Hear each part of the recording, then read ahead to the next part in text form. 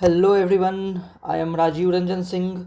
और आज हम लोग क्या पढ़ने वाले हैं? इंटरनेशनल लॉ पढ़ने वाले हैं, जो कि very very very very very important है फॉर AU LLM एंट्रेंस। ठीक है, ये इलाहाबाद यूनिवर्सिटी के एंट्रेंस के लिए वेरी वेरी वेरी इंपॉर्टेंट है।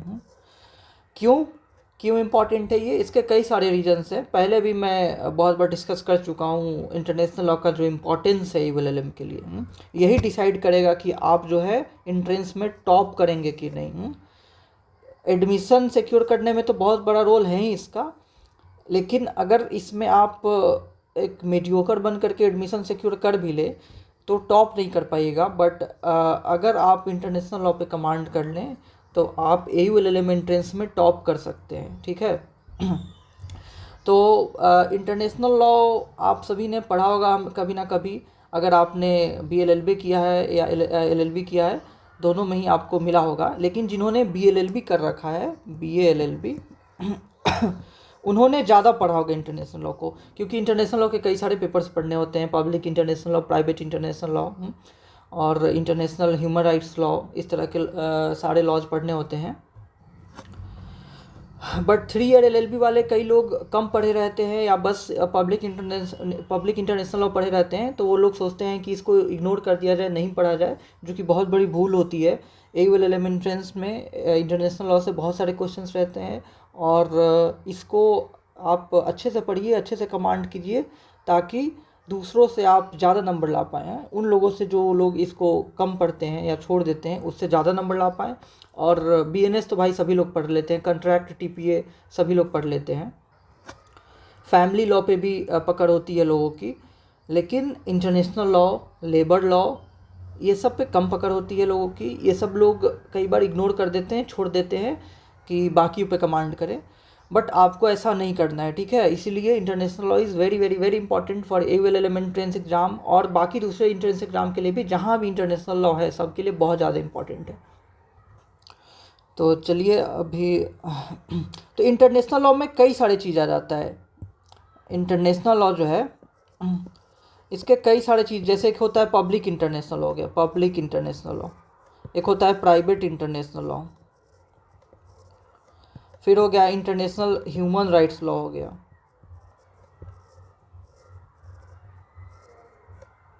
फिर हो गया इंटरनेशनल ट्रेड लॉ, हो गया। देख रहे हैं कितना सारा ब्रांचेज है इंटरनेशनल लॉ के, और ये सबको एज ए सब्जेक्ट पढ़ा जाता है। ठीक है, एज ए डिसिप्लिन सबको पढ़ा जाता है। और पब्लिक इंटरनेशनल लॉ जो कि सबसे ज़्यादा इंपॉर्टेंट है और आपके सिलेबस में है भी। प्राइवेट इंटरनेशनल लॉ, जो कि जिसको हम कन्फ्लिक्ट ऑफ लॉज कहते हैं, क्या कहते हैं? कन्फ्लिक्ट ऑफ लॉज कहते हैं। वो आपके सिलेबस में नहीं है, तो इसके बारे में आपको ज़्यादा जानने की आवश्यकता नहीं है। बट थोड़ा बहुत इसके बारे में भी जानिए, कभी कभी, रेयरली ही, बट कभी कभी क्वेश्चन इस पर भी आ गए हुए हैं। दूर से ही लेकिन आया हुआ है। इंटरनेशनल ह्यूमन राइट्स लॉ बिल्कुल भी आपको पढ़ना है, ये आपके सिलेबस में भी है ह्यूमन राइट्स लॉ, तो इंटरनेशनल एस्पेक्ट भी पढ़ना है उसका। और इंटरनेशनल ट्रेड लॉ बहुत थोड़ा सा पढ़ना है। ये सब हिस्सा है, सब इंटरनेशनल लॉ का ही हिस्सा है। तो इंटरनेशनल ट्रेड लॉ आपको थोड़ा सा पढ़ना है, ये तो बहुत ज़्यादा पढ़ना है। और ये भी पढ़ना है अच्छे से। और ये कम पढ़ना है, ये भी कम पढ़ना है। ठीक है, तो शुरू करते हैं हम लोग। चलिए, तो सबसे पहले तो आप लोग यही बताइए कि आपको पता है कि नहीं कि पब्लिक इंटरनेशनल और प्राइवेट इंटरनेशनल में क्या डिफरेंस है? Public versus private international law. तो जो मोस्ट बेसिक डिफरेंस है उसकी मैं बात कर रहा हूँ। देखिए, बहुत ही बेसिक में आप समझ जाइए कि पब्लिक इंटरनेशनल लॉ क्या करता है। पब्लिक इंटरनेशनल लॉ किसके बीच का रिलेशन गवर्न करता है? भाई, ये स्टेट्स के बीच का रिलेशन गवर्न करता है। या इसमें हम इंटरनेशनल ऑर्गेनाइजेशन के बारे में पढ़ते हैं, इंटरनेशनल इंस्टीट्यूशंस के बारे में पढ़ते हैं। तो ये governs relations between states and international institutions, ये पब्लिक इंटरनेशनल लॉ। लेकिन प्राइवेट इंटरनेशनल लॉ भाई, क्या ये स्टेट्स के बीच का रिलेशन गवर्न करता है क्या? देखिए, समझिए, इस नाम में ही प्राइवेट लगा हुआ है। क्या लगा हुआ है? प्राइवेट लगा हुआ है। तो ये प्राइवेट इंडिविजुअल्स जो हैं, उनके बीच का कन्फ्लिक्ट्स को गवर्न करता है। It deals with conflicts between individuals of different countries. देखिए अब तो प्राइवेट, तो आप सोच रहे होंगे कि अगर प्राइवेट के बीच का रिलेशन गवर्न करता है तो भाई इसका नाम ये हम इंटरनेशनल लॉ में क्यों पढ़ रहे हैं? इंटरनेशनल लॉ में इसलिए पढ़ रहे हैं क्योंकि there exist an international element in private international law also. और वो क्या है प्राइवेट, वो क्या है इंटरनेशनल एलिमेंट क्या है? वो कौन सा ग्लोबल एलिमेंट है जो मौजूद है प्राइवेट इंटरनेशनल लॉ में? ये देखिए डिफरेंट कंट्रीज। ये भले ही दो इंडिविजुअल बीच का रिलेशन गवर्न कर रहा है, ये भले ही मेरे और आपके बीच का कोई पर्टिकुलर ट्रांजेक्शन या पार्टिकुलर रिलेशन को गवर्न कर रहा है, लेकिन यहाँ फैक्टर ये है कि हम इंडियन हैं और आप अमेरिकन हैं, हम इंडियन हैं और आप फ्रांस के हैं, ठीक है, मैं इंडियन हूँ और आप क्या हैं, पाकिस्तान के हैं, ठीक है। तो ये इंटरनेशनल एलिमेंट हुआ ना। तो ये जो एलिमेंट है कि दो अलग अलग कंट्रीज़ के बीच के लोगों के बीच में, दो अलग अलग कंट्री के कोई प्राइवेट पर्सन है, कोई इंडिविजुअल्स हैं, उनके बीच का रिलेशंस को गवर्न कर रहा है। तो ये कैसा है? ये इसको कहते हैं प्राइवेट इंटरनेशनल लॉ। और इसी का दूसरा नाम है क्या है? Conflict of laws, conflict of laws. तो समझ गए आप डिफरेंस? पब्लिक इंटरनेशनल लॉ का वो ब्रांच है जो दो देश के बीच के रिलेशन को गवर्न कर रहा है। इंडिया और पाकिस्तान के बीच का अगर कोई टेंशन चल रहा है, लड़ाई झगड़ा चल रहा है, तो वो किसको में कहा जाएगा? मतलब लीगल लड़ाई झगड़ा की बात कर रहे हैं तो वो पब्लिक इंटरनेशनल लॉ का डोमेन हो गया। लेकिन भारत का कोई पर्सन, पाकिस्तान का कोई पर्सन मान लो शादी कर दिया और यहाँ मैरिटल रिलेशन एस्टेब्लिश हो गया, तो तब कोई डिस्प्यूट होगा, तो इस तरह का डिस्प्यूट किस डोमेन में है? वो प्राइवेट इंटरनेशनल लॉ के डोमेन में है, क्योंकि यहाँ जो है डिस्प्यूट दो इंडिविजुअल के बीच का है, लेकिन क्योंकि वो अलग अलग देश के हैं तो एक इंटरनेशनल एलिमेंट तो है इसमें कि यहाँ दोनों अलग अलग देश के हैं, तो दैट्स वाई ये प्राइवेट इंटरनेशनल लॉ का डोमेन हो गया। और पहला वाला जो है, जो अगर दो देश का बात हो रहा है, और या जो इंस्टीट्यूशंस है, जो ऑर्गेनाइजेशन है, जैसे यूनाइटेड नेशन हो गया, WTO हो गया, ये सब पब्लिक इंटरनेशनल लॉ के डोमेन का है। तो हम लोग डिटेल में डिस्कस करेंगे वो सब। तो आप ये डिफरेंस समझ गए? तो चलिए बताइए कि इंटरनेशनल लॉ का फादर किसको कहा जाता है? फादर ऑफ इंटरनेशनल लॉ कौन हो गया? हुगो ग्रॉसियस। याद कर लीजिए, लिख लीजिए, हुगो ग्रॉसियस जो हैं वो फादर ऑफ इंटरनेशनल लॉ हैं, फादर ऑफ इंटरनेशनल लॉ। उन्होंने एक किताब लिखी थी जिसका नाम है law of war and peace, 1624 में, 1624 में इन्होंने किताब लिखा था law of war and peace. तो समझ गए आप, हुगो ग्रॉसियस जो कि एक डच स्कॉलर हैं, वो इंटरनेशनल लॉ के फादर माने जाते हैं। आगे बढ़ते हैं। आइए कुछ बहुत ही इम्पॉर्टेंट थ्योरीज़ के बारे में हम लोग जान लेते हैं, बहुत ही ब्रीफ में। हम लोग को डिटेल में थ्योरीज़ वगैरह ये सब कुछ नहीं पढ़ना है, क्योंकि आपको रिटन आंसर कोई तो आ नहीं रहा है, MCQ क्वेश्चन सॉल्व करना है। तो बस ये पता होना चाहिए कौन सा थ्योरी किस चीज़ से रिलेट करता है, कौन सा थ्योरी किस चीज़ से रिलेट करता है, उससे ज़्यादा जानने की आवश्यकता नहीं है। लिखिए थ्योरीज़, बहुत ही ख़राब राइटिंग में लिख रहे हैं ना आज, कोई नहीं, चलिए, थ्योरीज़ ऑफ इंटरनेशनल लॉ। पहला लिखिए नेचुरलिस्ट थ्योरी। जो नेचुरलिस्ट थ्योरी है ये किस चीज़ की बात करता है? तो इसमें कीवर्ड याद कर लीजिए बस, मोरालिटी की बात करता है, मोरालिटी की बात करता है नेचुरलिस्ट थ्योरी। ये यूनिवर्सल नॉर्म्स की बात करता है कि जो नॉर्म्स होने चाहिए वो यूनिवर्सल नेचर का होना चाहिए। यूनिवर्सल नेचर समझते हैं ना, जो सब पे एप्लीकेबल हो, वो यूनिवर्सल नेचर का होता है, ठीक है। मतलब जो चीज़ सब पे अप्लाई हो। तो ये थ्योरी जो है वो मोरालिटी पे बेस्ड है, यानी कि जो प्रिंसिपल्स होते हैं, जो हायर प्रिंसिपल्स होते हैं, वो लॉ को आकार देता है, शेप करता है। ये नेचुरलिस्ट थ्योरीज़ का मानना है। अब आपको पता ही है कि नेचुरल थ्योरीज़ का बहुत सारा क्रिटिसिज्म होता ही है। आपने नेचुरल लॉ का थ्योरी जो है वो जूरिस्प्रूडेंस के समय भी पढ़ा होगा। अब क्योंकि ये एब्स्ट्रैक्ट है, इसलिए इसका इन्फोर्समेंट जो है वो संभव नहीं है, और यही इसका बहुत बड़ा क्रिटिसिज्म भी है। बट आपको इतना याद रखना है कि मोरालिटी की बात, यूनिवर्सल नॉर्म्स की बात क्या करता है? नेचुरलिस्ट थ्योरी करता है। ओके, 2 नंबर पे आते हैं, पॉजिटिविस्ट थ्योरी। देखिए कैसे जूरिस्प्रूडेंस की तरह ही थ्योरी है इसमें भी। क्योंकि एक तरह से उसी का तो हिस्सा है ना, लॉ का ही तो जूरिस्प्रूडेंस की बात हो रही है, तो इंटरनेशनल लॉ भी तो लॉ ही है। ये कहते हैं, पॉजिटिविस्ट थ्योरी कहता है कि जो इंटरनेशनल लॉ जो है ना, ये भी एक तरह का मैनमेड लॉ ही है, मैनमेड रूल्स ही हैं, ठीक है। International law is based on manmade laws या मैनमेड रूल्स कह सकते हैं। जैसे कि मान लीजिए जो ट्रीटी होते हैं, एग्रीमेंट होता है, इवन जो कस्टम होता है, हम ही तो सब किए हुए हैं, बनाए हुए हैं। तो पॉजिटिविस्ट थ्योरी का मानना है कि ये एक्चुअली मैनमेड रूल्स ही हैं, इंटरनेशनल लॉ जो है वो मैनमेड रूल्स ही हैं, तो इसको भी हमको लॉ कंसिडर करना चाहिए। चलिए अगला लिखिए, सी छूट गया, एक्लेक्टिक थ्योरी। एक्लेक्टिक जो है दोनों का मिक्सचर है, ये जो है mixture of naturalist and positivist approach है। ये जो एक्लेक्टिक थ्योरी है, इसमें जो ऊपर हमने दोनों पढ़ा, नेचुरलिस्ट थ्योरी और पॉजिटिविस्ट थ्योरी, इसको मिक्सचर कहा जाता है। और इनका जो इसके जो स्कॉलर है, उनका जो एम्फेसाइजिंग जो है वो सोशल जस्टिस पे एम्फेसाइज करते थे। किस चीज़ पे? सोशल जस्टिस पर। बस ज़्यादा डिटेल में नहीं पढ़ना है आपको, क्योंकि ये ज़्यादा इंपॉर्टेंट नहीं है। डिटेल में क्वेश्चन नहीं आएगा, इससे पूछेगा भी तो बस थ्योरी किस चीज़ से रिलेट कर रहा है उतना ही पूछेगा। अगला लिखिए, कंसेंट थ्योरी।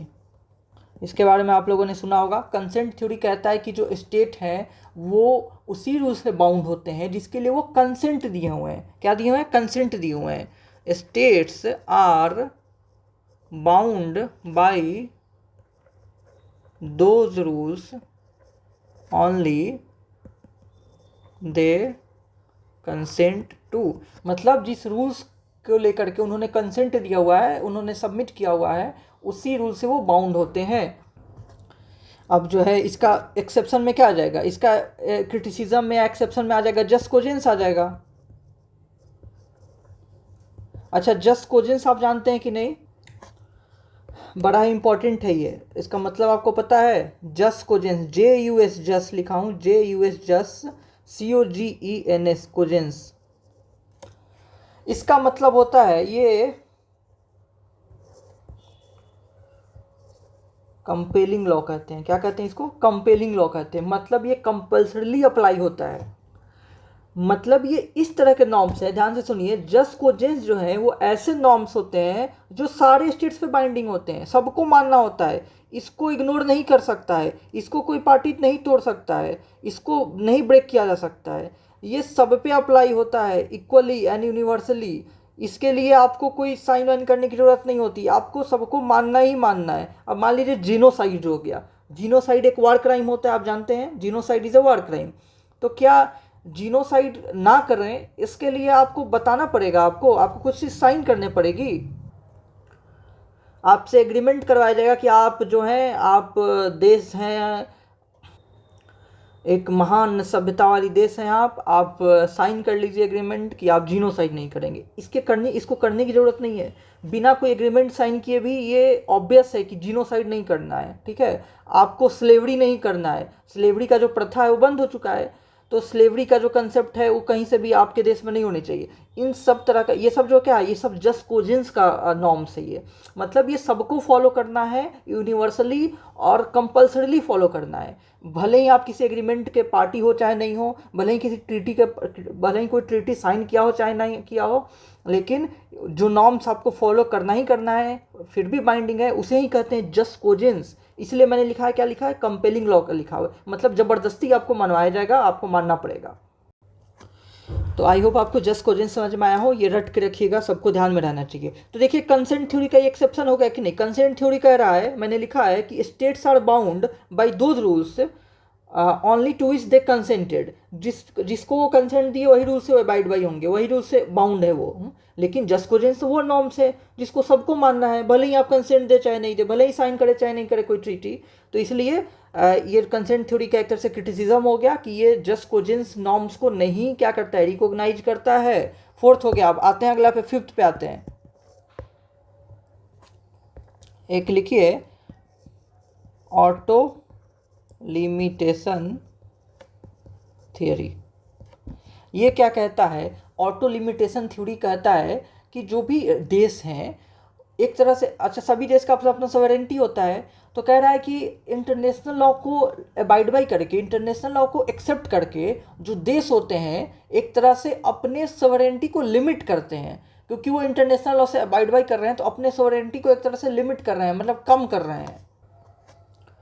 और ये काम वो वॉलंटरली करते हैं, क्या करते हैं? वॉलंटरली करते हैं, लिमिट सोवरेंटी। ओके, आप समझ जाइए, बस आपको टर्म का मतलब समझ में आना चाहिए, ऑटो लिमिटेशन थ्योरी क्या है, और उससे ज़्यादा आपको इसमें कुछ नहीं करना है। तो यही कुछ थ्योरीज से बेसिक, जिसका बस आपको नाम पता होना चाहिए। एक तरह से नाम से ही क्लियर है। नेचुरल जो थ्योरी है मोरालिटी की बात करता है, पॉजिटिविस्ट जो है वो मैन मेड रूल्स है, एक्लेक्टिक जो है मैंने बताया दोनों का मिक्सचर हो गया, कंसेंट जो मैंने बताया कि कंसेंट देते हैं जिस चीज़ के लिए उसी के लिए अबाइड बाई होंगे, लेकिन जस्ट कोजेंस जो है उसका एक्सेप्शन हो गया। जस्ट कोजेंस में कंपेलिंग लॉ इसको कहते हैं, सब पे अप्लाई होता है। ऑटो लिमिटेशन थ्योरी का मतलब हम स्वेच्छा से लिमिट कर रहे हैं, ठीक है। ऑटो लिमिटेशन स्वेच्छा से लिमिट कर रहे हैं अपनी सॉवरेंटी को, इंटरनेशनल लॉ को एक्सेप्ट करके, कुछ प्रिंसिपल्स को जो ट्रीटीज़ हैं उसको एक्सेप्ट करके, साइन कर करके, एग्रीमेंट को मान करके, ठीक है। तो ऑटो लिमिटेशन हो गया। और एक मैगजीम आपको पता होगा, लिखिए, नहीं पता हो जिसको भी, तो पैक्टा सुंट सर्वेंटा, ACR लिखा हूँ मैंने, पैक्टा संट सर्वेंटा, जिसका मतलब होता है, वेरी वेरी इंपॉर्टेंट है, मतलब होता है कि treaties shall be complied with. मतलब कि क्या हुआ? मतलब कि अगर आपने ट्रीटीज साइन किया हुआ है, अगर आपने कोई एग्रीमेंट सबमिट किया हुआ है, साइन किया हुआ है, तो आपको उसको मानना है। ये नहीं कि आप ट्रीटी में का पार्टी भी बन गए हुए हैं और उससे कंप्लाई नहीं कर रहे हैं। आपको उसकी इज्जत करनी है, आपको कॉन्ट्रैक्ट की इज्जत करनी है, ट्रीटी की इज्जत करनी है, एग्रीमेंट की इज्जत करनी है। तो treaties shall be complied with, जो ट्रीटीज है उसको मानना चाहिए और उसको मानना पड़ेगा आपको। ये एक तरह से फंडामेंटल रूल है इंटरनेशनल लॉ का। It is a very fundamental right of international law that the treaties shall be complied with, and it is called pacta sunt servanda. Pacta sunt servanda याद रहेगा ना आप सभी को, treaties shall be complied with. सबको समझ में आ रहा है ना कि जो भी एग्रीमेंट है, ट्रीटी है, वो सबको मानना पड़ेगा। चलिए, ये भी समझ गए आप। एक और टर्म आता है मोनिज्म एंड डुअलिज्म। इसका मतलब आप लोग जानते हैं,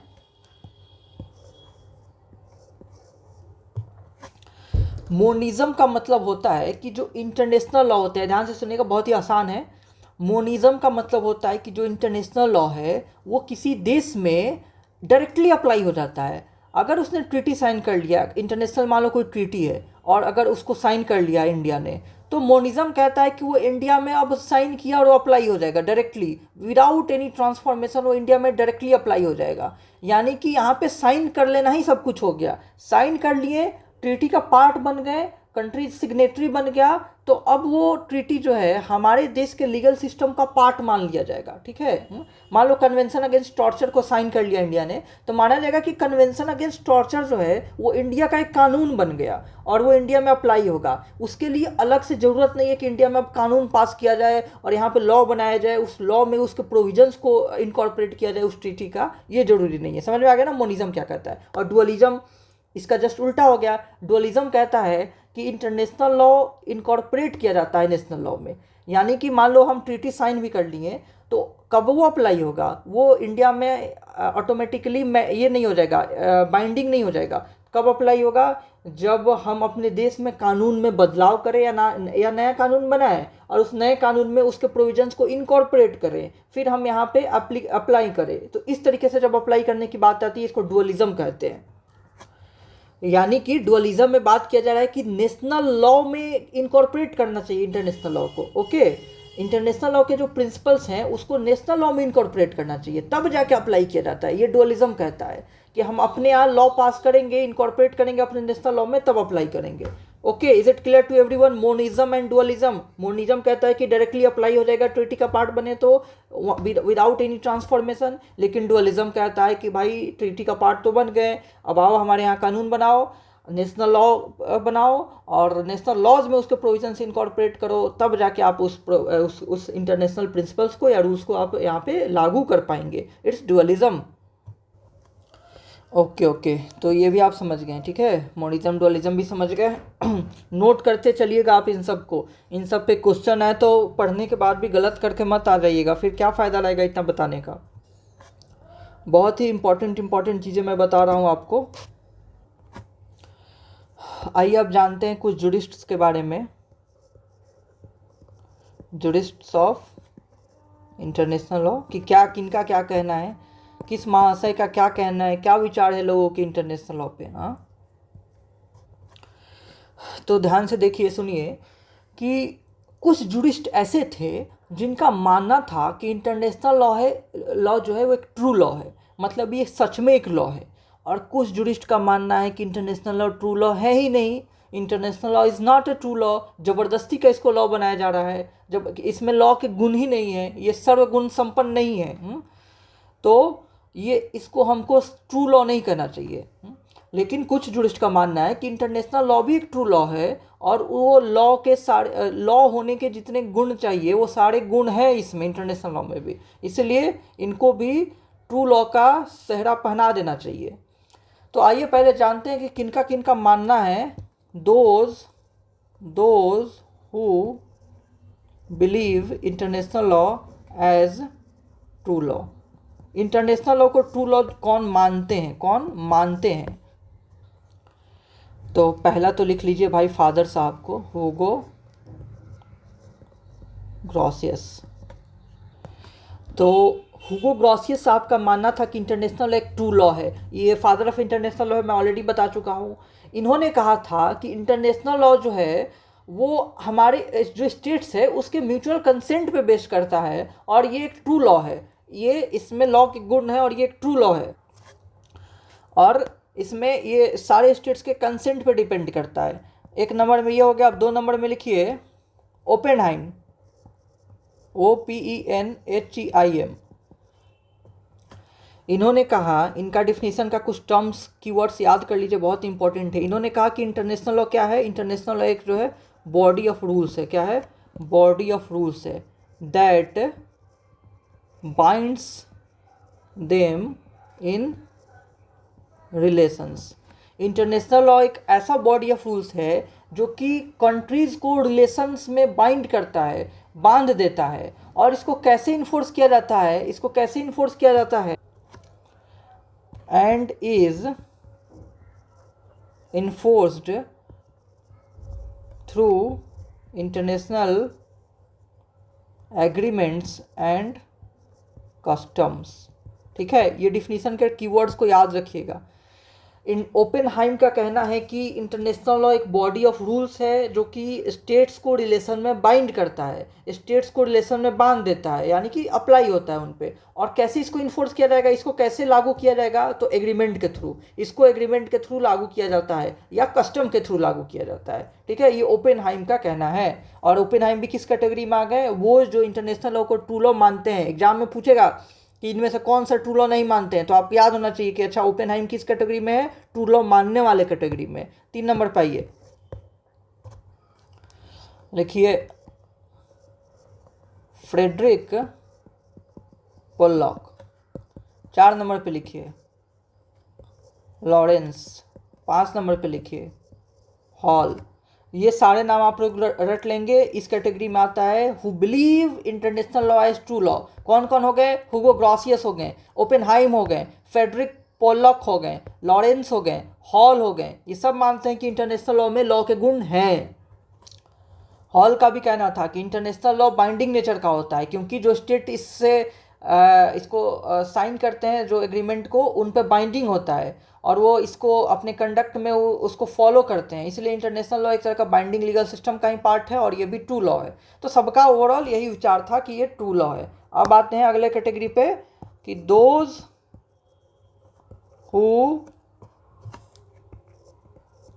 did not consider international law as true law, यानी कि वो लोग जो क्या करते हैं, इंटरनेशनल लॉ को ट्रू लॉ नहीं कंसीडर करते हैं।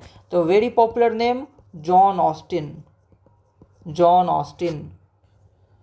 इनका तो डेफिनेशन मैं लिख ही देता हूँ ताकि आप लोग याद रख लेंगे। इनका कहना है कि international law is not real law, it is just positive international morality. International law क्या है? एक तरह से पॉजिटिव इंटरनेशनल मोरालिटी है, बस positive international morality. It is not a law in true sense.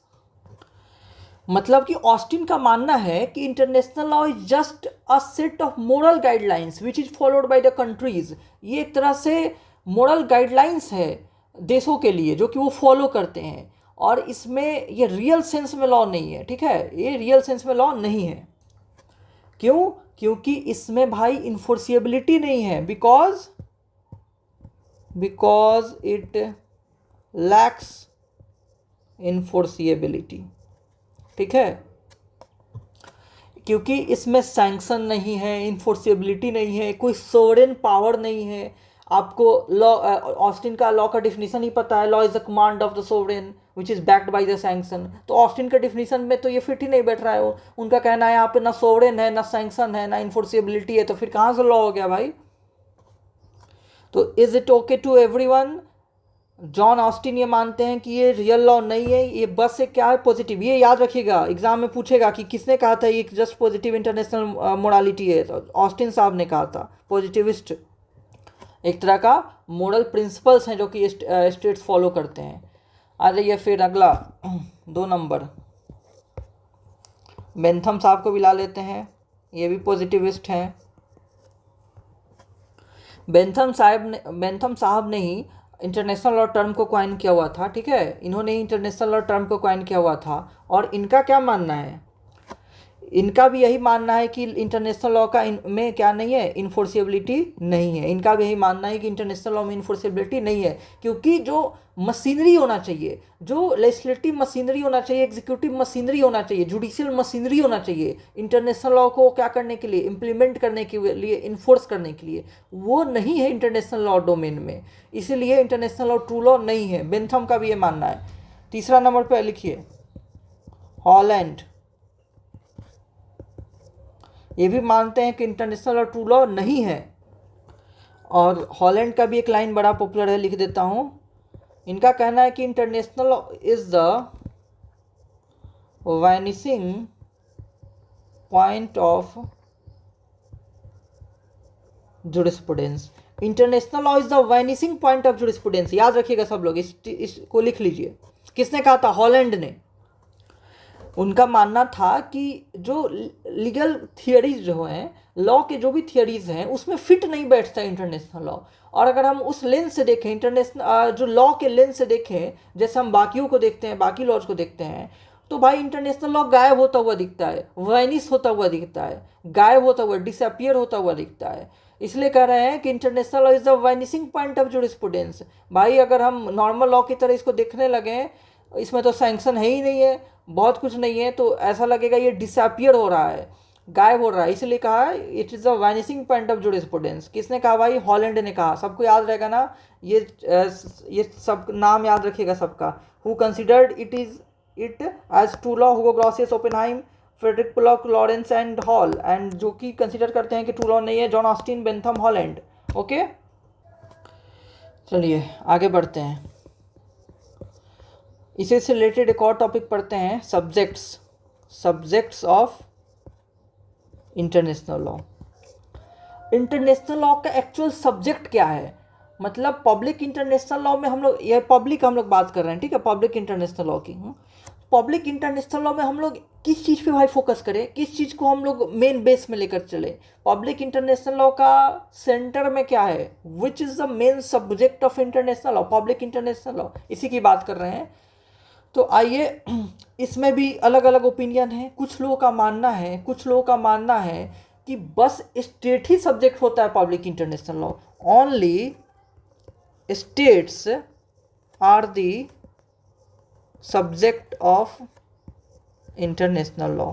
Public international law.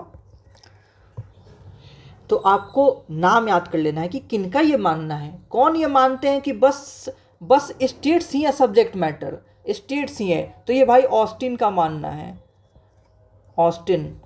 ये grey का मानना है, ये ओपेनहाइम का मानना है, और ये ब्रायरली का मानना है। नाम लिख लीजिए, BRIERLY, BRIERLY।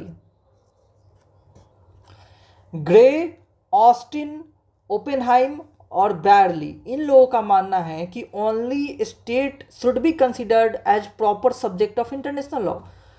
उसके अलावा जो है वो प्रॉपर सब्जेक्ट्स नहीं है। लेकिन ये जो है आउटडेटेड व्यू है। क्या है भाई? ये आउटडेटेड व्यू हो गया।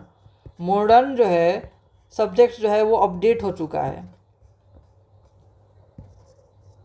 लिखता हूँ, मॉडर्न व्यू कह रहा है इंटरनेशनल लॉ का डोमेन बढ़ा दिया है। मॉडर्न व्यू के अकॉर्डिंग जो पब्लिक इंटरनेशनल लॉ है उसका डोमेन बढ़ा दिया है। ये कहता है कि इंडिविजुअल्स, फिर हो गया ऑर्गेनाइजेशन, इवन MNC जो हैं, ये सारे, और स्टेट्स तो हैं ही, all are subjects of international law. ठीक है। मॉडर्न व्यू कहता है कि जो इंडिविजुअल्स हैं वो भी, ऑर्गेनाइजेशन है वो भी, मतलब जो संस्था है, जैसे कि यूएनओ हो गया, यूएन का कई सारे स्पेशलाइज्ड एजेंसीज है, जो इंस्टीट्यूशंस हैं, जो मल्टीनेशनल कॉरपोरेशंस हैं, ये सारे इंटरनेशनल लॉ के सब्जेक्ट है। ये बस स्टेट तक ही लिमिटेड नहीं है। देखिए, पहला वाला में बस स्टेट था, पहला वाला में बस स्टेट था।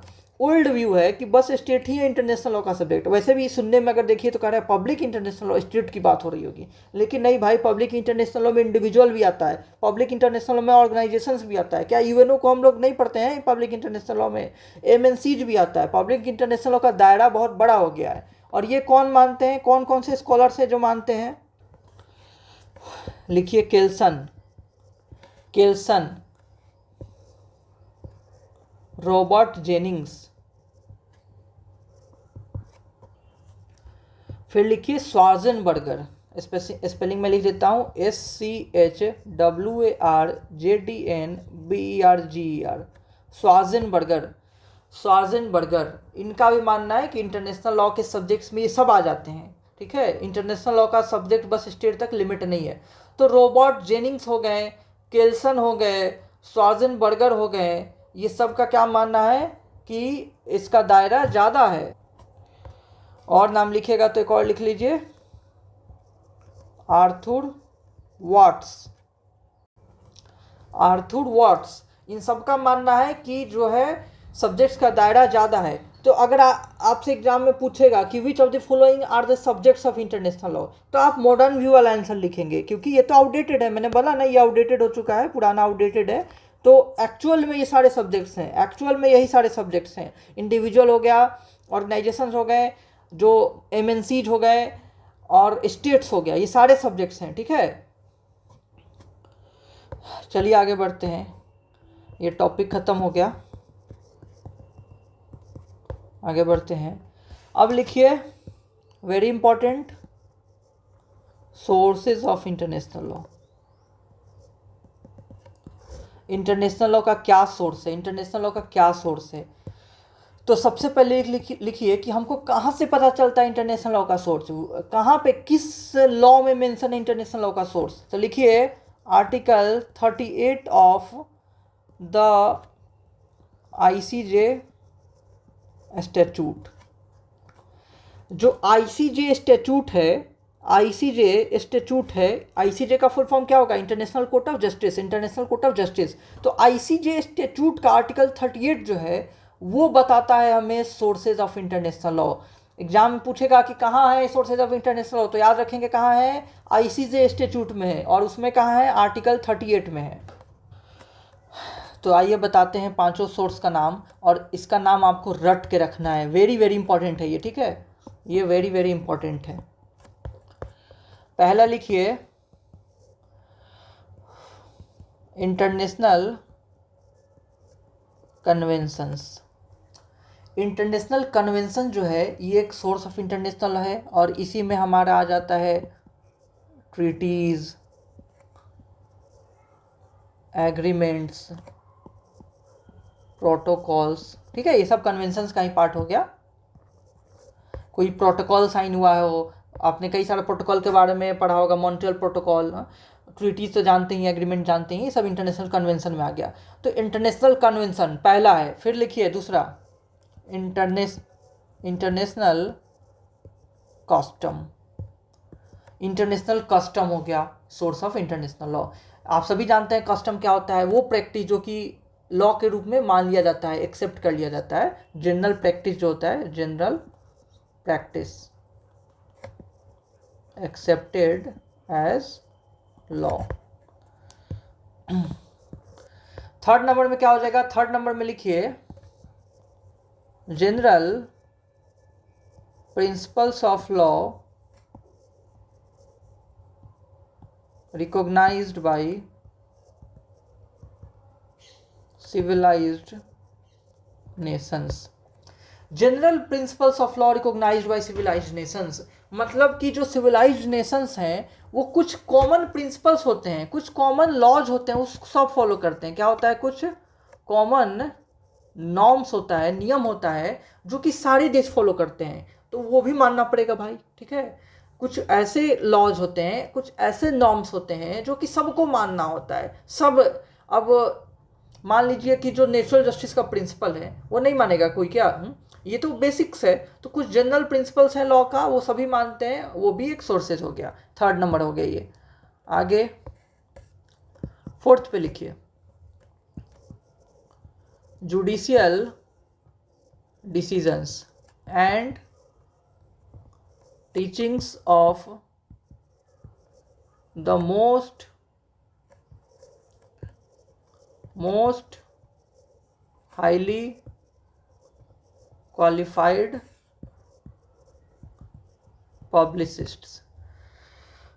मैंने लिखा जुडिशियल डिसीजन, तो जुडिशियल डिसीजन तो आप जानते ही हैं, जो कि लेट डाउन किया जाए, जो कि जजमेंट आएगा वो होगा। एंड फिर लिखा हुआ है कि teachings of the most highly qualified publicist, ठीक है, जो कि मान लीजिए बहुत क्वालिफाइड कोई स्कॉलर है, उनके जो टीचिंग्स हैं वो हो जाएगा।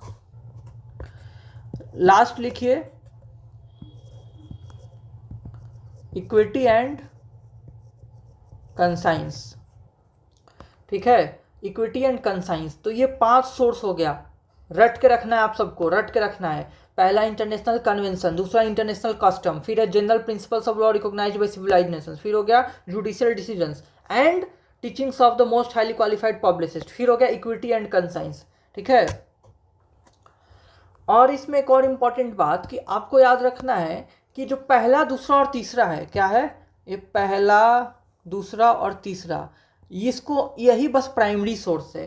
प्राइमरी सोर्स क्या है, कन्वेंशन वाला, ट्रीटी वाला, फिर कस्टम वाला, फिर जनरल प्रिंसिपल ऑफ लॉ है। बाकी सब सेकेंडरी सोर्स है या सब्सिडियरी सोर्स है, ठीक है। ये प्राइमरी सोर्स है, क्या है, 1, 2 एंड 3 जो है प्राइमरी सोर्स है, और 4, 5 जो है सब्सिडियरी सोर्स है, ठीक है, याद रहेगा ना।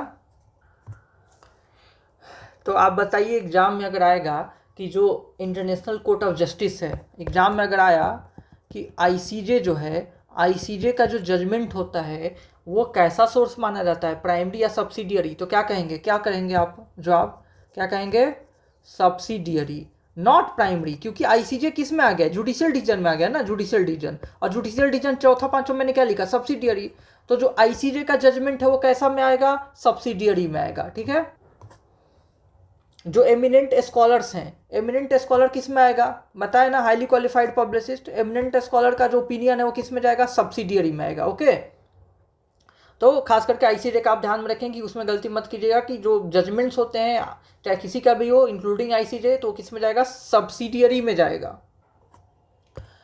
और आपको पता होगा कि आईसीजे का जो जजमेंट होता है वो बाइंडिंग भी नहीं होता है, ठीक है। आईसीजे का जो जजमेंट होता है वो बाइंडिंग भी नहीं होता है। क्यों? क्योंकि ये डॉक्ट्रिन ऑफ स्टेयर डिसीसेस को फॉलो नहीं करता है। डॉक्ट्रिन ऑफ स्टेयर डिसीसेस जानते ही आप जानते ही हैं कि जो जजमेंट्स होता है, जो प्रायर डिसीजंस होते हैं उसको अबाइड बाई करना होता है, जो प्रेसिडेंट्स होते हैं उसको फॉलो करना होता है। इसको कहते हैं डॉक्ट्रिन ऑफ स्टेयर डिसीसेस है, जो कि फॉलो होती है हर देश में। जैसे इंडिया में सुप्रीम कोर्ट का, हाई कोर्ट का जो जजमेंट होता है वो फॉलो किया जाता है। लेकिन जो इंटरनेशनल डोमेन है उसमें जुडिशल डिसीजन जो है वो स्ट्रॉन्ग प्रेसिडेंट नहीं सेट होती है, और उसको फॉलो किए जाना जरूरी नहीं है। इसलिए जो है आईसीजे का जजमेंट उसका खुद पे ही बाइंडिंग नहीं होता है, आगे उससे एकदम डिफर कर सकता है। ओके, ये कहाँ पे लिखा हुआ है? ये आर्टिकल 59 ऑफ आईसीजे स्टैट्यूट में लिखा हुआ है कि जजमेंट ऑफ आईसीजे बाइंडिंग नहीं है आईसीजे पे। ओके, तो चलिए आगे बढ़ते हैं। हम पढ़ते हैं अब यूनाइटेड नेशन के बारे में। किसके बारे में? United Nations. उससे पहले थोड़ा सा हम लोग लीग ऑफ नेशंस के बारे में जान लेते हैं। किसके बारे में? लीग ऑफ नेशंस, जो कि 1919 से लेकर 1946 तक था। League of Nations. तो इसके बारे में कुछ चीज़ें आप लोग याद कर लेंगे। किसके बारे में? लीग ऑफ नेशन के बारे में। ये कब फाउंड हुआ था? लिखिए, 10 जनवरी 1920 को इसको फाउंड किया गया था। League of Nation was founded on 10 जनवरी 1920। आपको पता है कि वर्ल्ड वॉर फर्स्ट जो है वो एंड हुआ था, और फिर ये आया था किस ट्रीटी से? ट्रीटी ऑफ वर्साइलीज से, बाई ट्रीटी ऑफ वर्साइलीज, जो कि 1919 का है। ट्रीटी ऑफ वर्साइलीज से इस्टेब्लिश हुआ था लीग ऑफ नेशन। ठीक है, पूछेगा एग्जाम में कि League of Nation was established by which treaty? The answer is treaty of Versailles which ended the world war first. और कब हुआ था? 10 जनवरी 1920 को। और क्यों लाया गया था लीग ऑफ नेशन को? ताकि सिक्योरिटी इस्टेब्लिश किया जा सके, सबकी सिक्योरिटी हो सके, ये युद्ध जो हो रहा है उसको ना होने दिया जाए।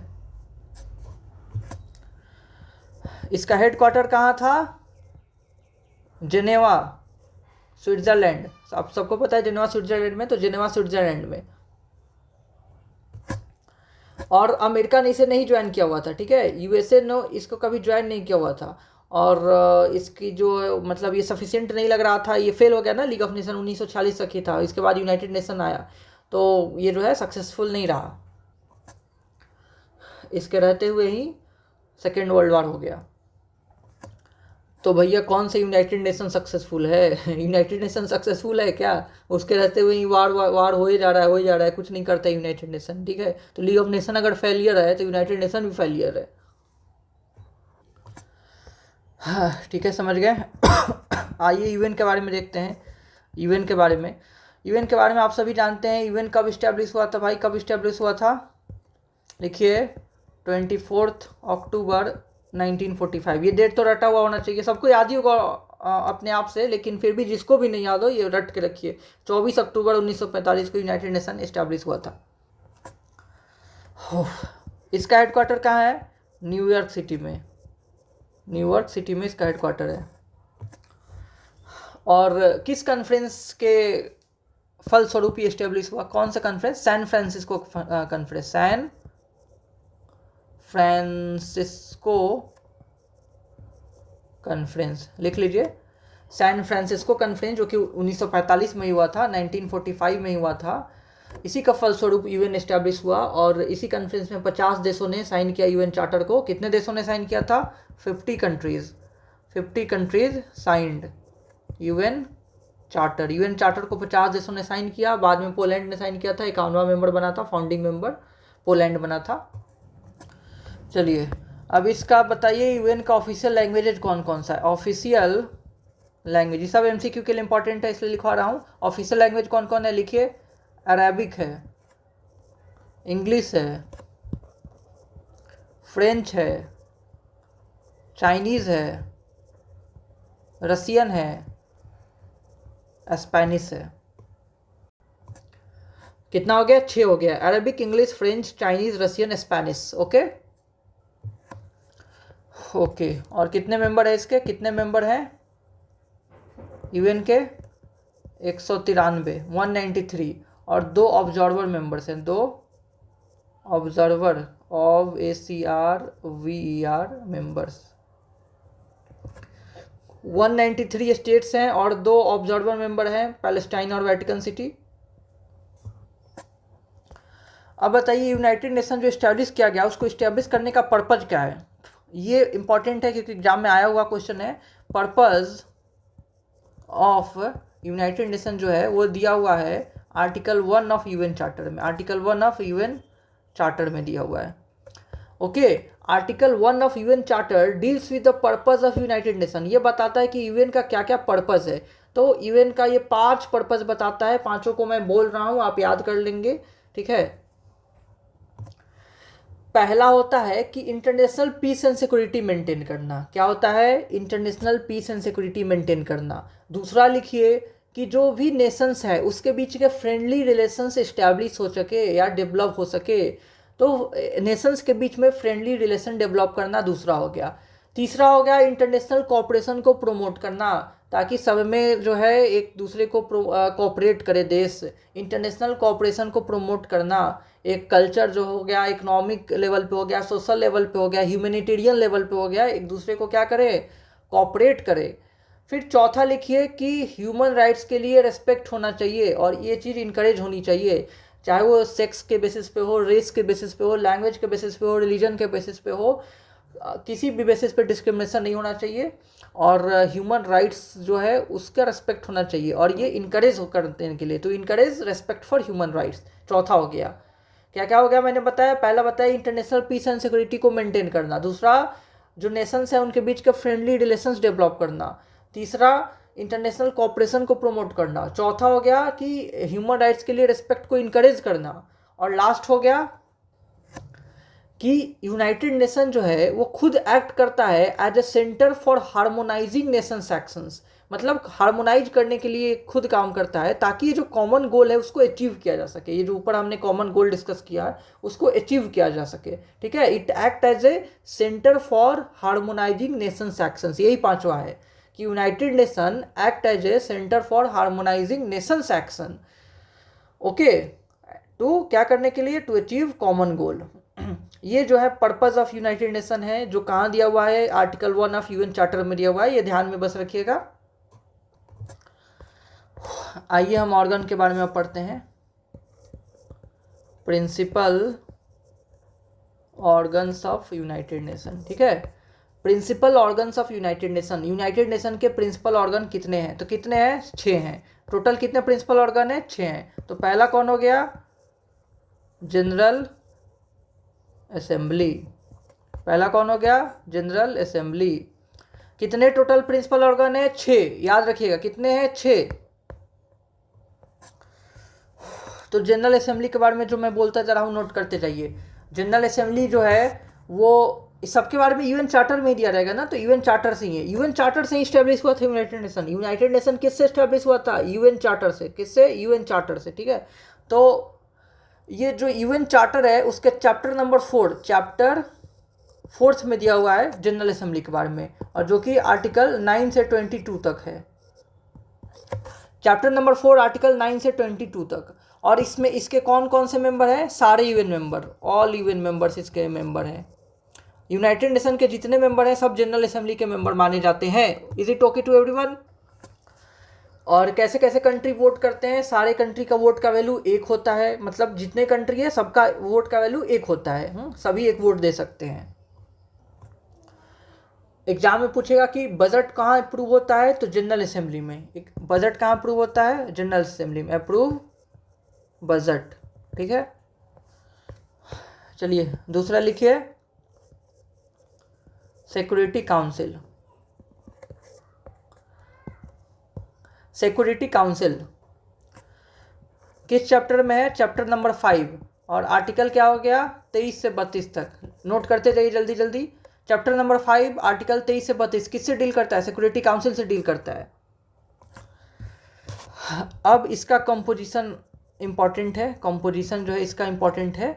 इसमें जो है 5 परमानेंट मेंबर है। कितने हैं? 5 परमानेंट मेंबर हैं, जो कि आपको पता ही होगा कौन कौन से हैं परमानेंट मेंबर भाई। कौन कौन से हैं? लिखिए, चाइना है, फिर है फ्रांस है, फिर है हमारा दोस्त रसिया, फिर है इंग्लैंड, फिर है अमेरिका साहब। तो ये तो परमानेंट मेंबर हो गया, और इसमें 10 नॉन परमानेंट मेंबर भी होता है, 10 नॉन परमानेंट मेंबर भी होता है, जो कि इलेक्ट होते हैं 2 साल के लिए, फॉर 2 ईयर्स। समझ गए? सिक्योरिटी काउंसिल में 5 परमानेंट मेंबर होते हैं और 10 नॉन परमानेंट मेंबर, मतलब अस्थायी मेंबर हैं ये लोग, और 2 साल के लिए इलेक्ट होते हैं। कितने साल के लिए होते हैं? 2 साल के लिए।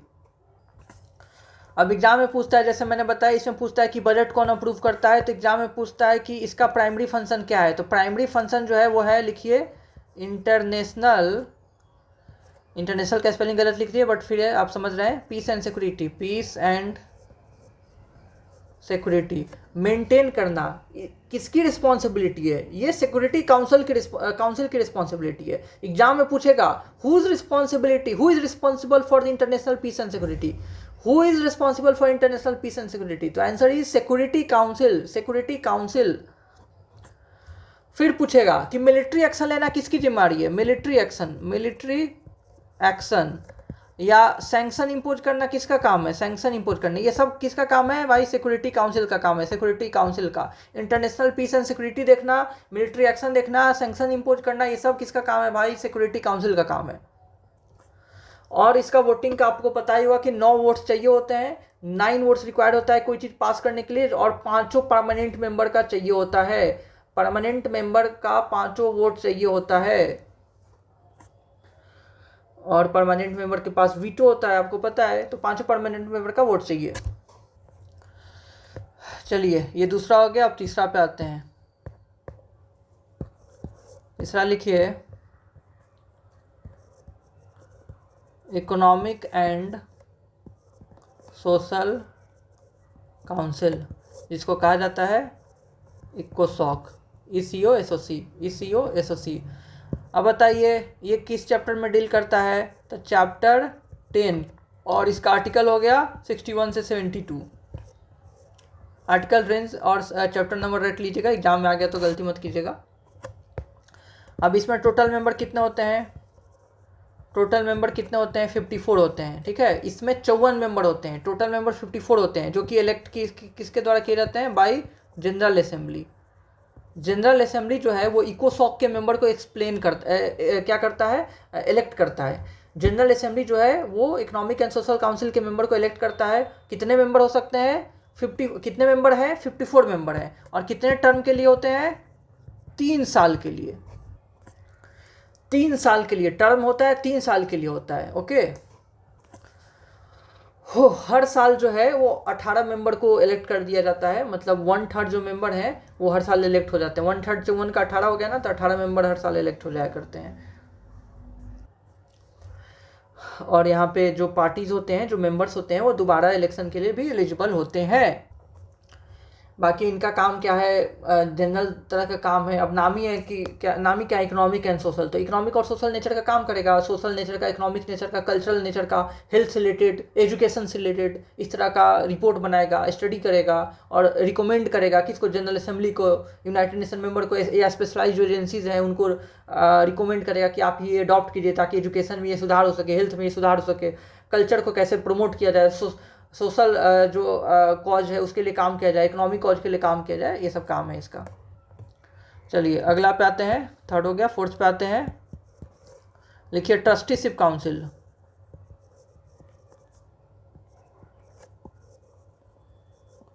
ट्रस्टीशिप काउंसिल ये कौन सा चैप्टर हो गया? चैप्टर 13 और आर्टिकल 86 से 91 लिखिए, 86 से 91।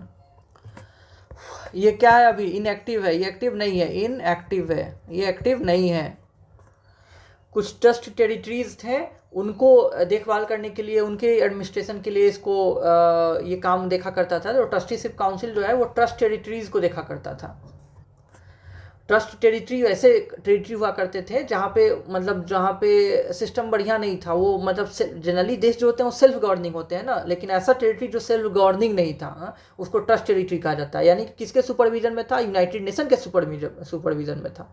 तो यूनाइटेड नेशन के सुपरविजन में था, तो यही ट्रस्टीशिप काउंसिल को जिम्मेदारी दिया जाता था कि आप जो है ट्रस्ट टेरिटरीज को देखिए, और धीरे धीरे ट्रस्ट टेरिटरी को काबिल बना देना था। तो सभी काबिल बन गए। 1994 में आखिरी ट्रस्ट टेरिटरी भी काबिल बन गया। उसके बाद ट्रस्टीशिप काउंसिल जो है इनएक्टिव हो गया। आखिरी कौन सा था ट्रस्ट टेरिटरी? पलाऊ था। कौन सा? PALAU। कब हुआ? 1994 में। ये भी भाई इंडिपेंडेंट बन गया। पलाऊ जो है वो 1994 में इंडिपेंडेंट बन गया, और तब से ट्रस्टीशिप काउंसिल का कोई काम नहीं है, इनएक्टिव है। तो एग्जाम में अगर पूछेगा कि लास्ट ट्रस्ट टेरिटरी कौन था, तो पलाऊ था। ट्रस्ट टेरिटरी का मतलब ऐसा टेरिटरी जो सेल्फ गवर्निंग नहीं था, खुद से गवर्न खुद को नहीं कर सकता था, तो उसके देखभाल के लिए यूनाइटेड नेशन ने जिम्मा ले रखा था। और अपने ट्रस्टीशिप काउंसिल को, यूनाइटेड नेशन का ही ऑर्गन है ना, प्रिंसिपल ऑर्गन है ट्रस्टीशिप काउंसिल, तो ट्रस्टीशिप काउंसिल का ही काम था कि ट्रस्ट टेरिटरी को देखभाल करना है। अब जब सारे ट्रस्ट टेरिटरी इंडिपेंडेंट हो गए तो अब क्या करेगा? ये कुछ नहीं करता है। अब आते हैं 5वें नंबर पे। लिखिए ICJ मतलब international court of justice. ICJ मतलब इंटरनेशनल कोर्ट ऑफ जस्टिस, ये भी एक प्रिंसिपल ऑर्गन है। अब इसका क्या चैप्टर हो गया? चैप्टर नंबर 14, और आर्टिकल हो जाएगा 92 से 96। किसका? ये किस चीज़ का? हर सब में मैं किसका चैप्टर आर्टिकल लिख रहा हूँ? किसका लिख रहा हूँ? UN चार्टर का। किसका? UN चार्टर का, यूनाइटेड नेशन चार्टर का। चैप्टर नंबर 14 जो है वो डील करता है ICJ से, या सेक्शन नंबर आर्टिकल नंबर 92 से 96 तक। अब ICJ जो है वो वेरी वेरी इंपॉर्टेंट हो गया। ICJ का फुल फॉर्म सबको पता है, international court of justice. International court of justice, okay. तो इसके बारे में कुछ जान लेते हैं। ये जो बताइए कब इस्टेब्लिश हुआ था? ICJ का इस्टेब्लिशमेंट कब हुआ था? लिखिए 26 जून 1945 को, 26 जून 1945। और कौन से कॉन्फ्रेंस है? सबको पता है, सैन फ्रांसिस्को कॉन्फ्रेंस, जिसे यूनाइटेड नेशन एस्टेब्लिश हुआ। ICJ का हेडक्वार्टर कहाँ है? हेग, नीदरलैंड में। Hague, Netherland, okay.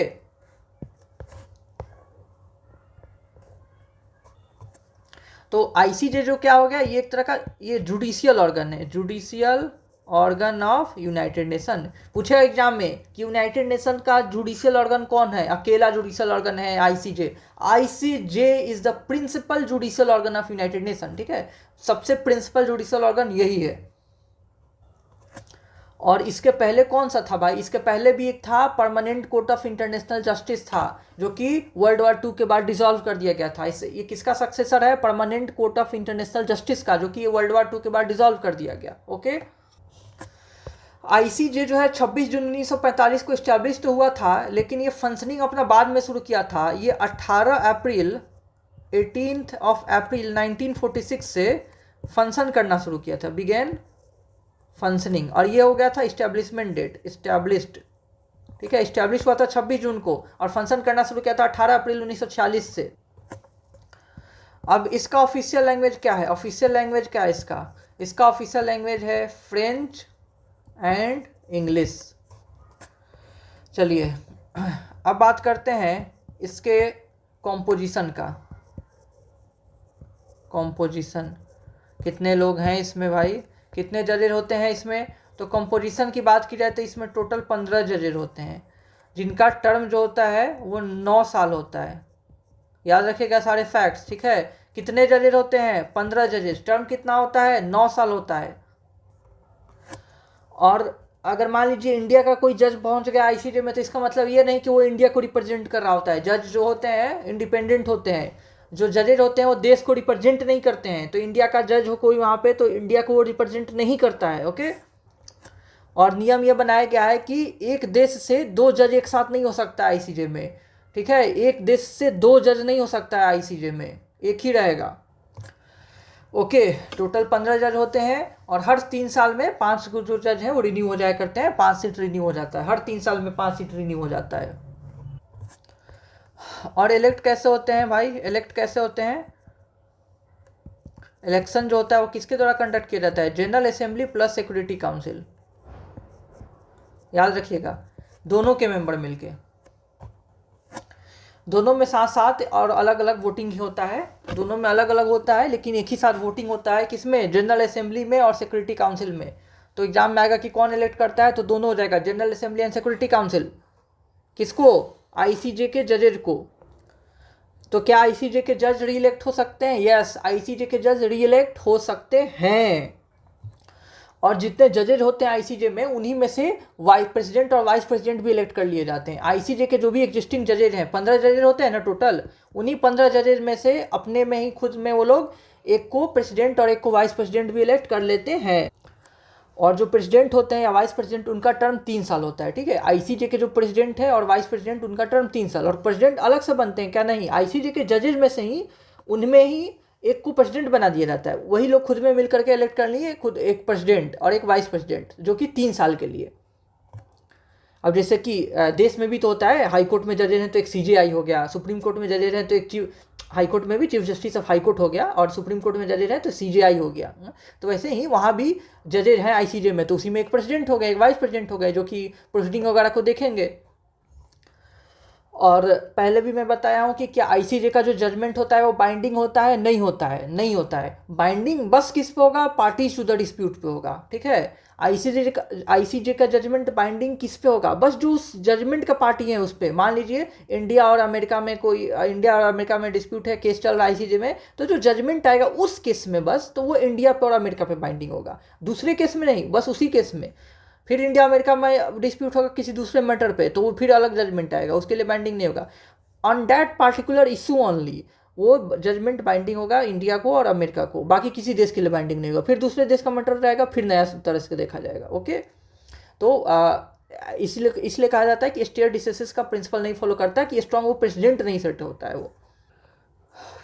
तो आइए अब लास्ट मेंबर देखते हैं। Last member, sixth and the last member, secretariat, SECRETARIAT, secretariat. Secretariat भी एक प्रिंसिपल, ये क्या है? छः प्रिंसिपल ऑर्गन हम देख रहे हैं, 6 principal organ of United Nation. United Nation के बहुत सारे एजेंसीज है, लेकिन हम प्रिंसिपल ऑर्गन की बात कर रहे हैं। ये चैप्टर नंबर 15 में है, चैप्टर नंबर 15, और आर्टिकल नंबर 97 से 101 तक है। ओके, चैप्टर नंबर 15 और आर्टिकल 97 से 101। अब इसका कंपोजिशन देख लेते हैं। इसका कंपोजिशन, इसमें सबसे पहले कौन हो गया? सेक्रेटरी जनरल होता है, सेक्रेटरी जनरल। ओके, तो सेक्रेटेरिएट में सेक्रेटरी जनरल होगा, ये तो कंफर्म ही है ना, ऐसे भी होगा ना, सेक्रेटेरिएट में सेक्रेटरी जनरल होगा। और सेक्रेटरी जनरल ही तो हेड करेगा सेक्रेटेरिएट को। सेक्रेटरी जनरल पूछेगा एग्जाम में कि सेक्रेटेरिएट का हेड कौन है, तो सेक्रेटरी जनरल है। तो secretary general is the head of UN secretariat, और इसको सेक्रेटरी जनरल को ही कहा जाता है spokes person of UN, spokes person of United nation. और इनको कौन अपॉइंट करता है? सेक्रेटरी जनरल को कौन अपॉइंट करता है? इनको अपॉइंट करता है जनरल असेंबली, लेकिन सिक्योरिटी काउंसिल के रिकमेंडेशन पे। Okay, secretary general is appointed by general assembly on the recommendation of security council. Okay, फिर से बोलूँ, कौन रिकमेंड करेगा? रिकमेंड करेगा सिक्योरिटी काउंसिल, और अपॉइंट कौन करेगा? General assembly. और कितने टर्म के लिए? 5 साल के टर्म के लिए। कितने टर्म के लिए? 5 ईयर के लिए। और ये टर्म रिन्यूएबल है कि नहीं है? क्या है? रिन्यू हो सकता है। और आप सबको पता है कि सेक्रेटरी जनरल कौन है? एंटोनियो गुटेरेस हैं, एंटोनियो गुटेरेस हैं सेक्रेटरी जनरल। तो सेक्रेटरी जनरल के अलावा भी बहुत सारे स्टाफ्स होते हैं सेक्रेटेरिएट में। तो मेन सेक्रेटरी जनरल हो गया, इनके अलावा बहुत सारे स्टाफ्स रहेंगे। और जो सेक्रेटेरिएट है वो क्या करता है? एक एनुअल रिपोर्ट सबमिट करता है जनरल असेंबली को। क्या करता है? एनुअल रिपोर्ट सबमिट करता है। किसको? जनरल असेंबली को। सेक्रेटेरिएट जो है एक एनुअल रिपोर्ट सबमिट करता है जनरल असेंबली को। तो हमने यहाँ यूनाइटेड नेशन और उसके ऑर्गेनाइजेशन के बारे, उसके जो प्रिंसिपल ऑर्गन है उसके बारे में पढ़ लिया। इंटरनेशनल लॉ में अभी बहुत कुछ पढ़ना बाकी है। अभी 2 और क्लासेस होंगी इंटरनेशनल लॉ की, तब जाके पूरा कवर होगा। आज की क्लास जो हम लोग यहीं पे ख़त्म करते हैं, इसी नोट पर। जो 6th ऑर्गन है सेक्रेटेरिएट है उसको पढ़ करके, तो आप लोग ये सब पढ़ लेंगे। जो 6 ऑर्गन है, 6 ऑर्गन के बारे में आपको याद कर लेना है। ये सारे जो मैं बता रहा हूँ उसको नोट डाउन कर लीजिए और उसको रट लीजिए। चाहे आप फ्री क्रैश कोर्स के मेंबर हैं तो भी याद कर लीजिए, और पेड बैच के हैं तो भी याद कर लीजिए। जल्दी जल्दी आप लोग सबको याद करते रहिए। अगर आप फ्री क्रैश कोर्स के मेंबर हैं और पेड बैच ज्वाइन करना है तो आप मेरे नंबर पे कॉल मैसेज कर सकते हैं, जो कि है 6207734309, जिसमें आपको इसके नोट्स दिए जाएंगे और जो लेक्चर्स है उसकी रिकॉर्डिंग दी जाएगी, एमसीक्यू प्रैक्टिस कराया जाएगा, मॉक टेस्ट करवाए जाएंगे और भी बहुत कुछ।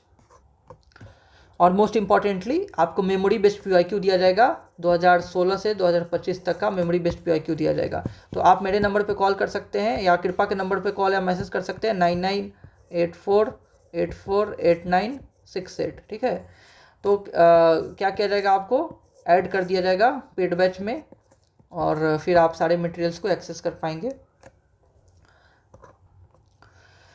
चलिए नेक्स्ट क्लास में हम लोग आगे के टॉपिक्स डिस्कस करेंगे इंटरनेशनल लॉ के। हम लोग केस भी पढ़ेंगे अभी आगे जा चल करके। इंटरनेशनल लॉ पे केसेस जो हैं वो भी बहुत इंपॉर्टेंट होते हैं, बहुत ही इंटरेस्टिंग केसेस हैं इस पे, तो सब हम लोग आगे डिस्कस करेंगे। तब तक के लिए टाटा बाय बाय, नमस्ते, आप लोग अपना ख्याल रखिए, अलविदा।